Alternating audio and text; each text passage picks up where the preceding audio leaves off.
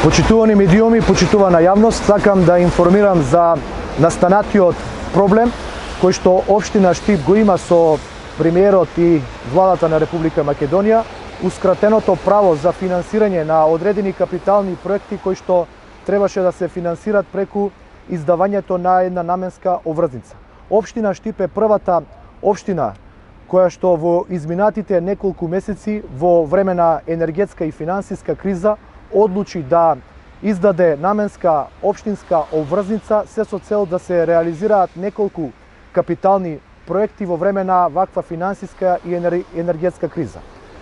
Ги проследивме сите потребни одлуки, ги добивме сите потребни согласности од страна на релевантните институции и Министерство за финансии, го вративме долгот кој што претходно општината го имаше кон Министерство за финансии и она кое што требаше да биде техничка одлука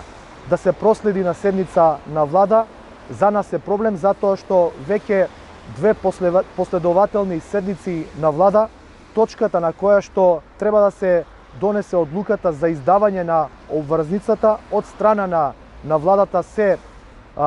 тргнува и се отстранува од дневен ред без објективни причини, се со цел да се ускрати можноста и правото за развој на општината и за изградба на одредени капитални инвестиции. Ова е преседан, ова е срам за една држава која што се декларира дека се стреми кон европските вредности, затоа што сите европски општини издаваат обврзници за развој на истите. Општина Штип по примерот на европските општини одлучи да го направи ова, но дефинитивно имаме политички причини заради кои што сме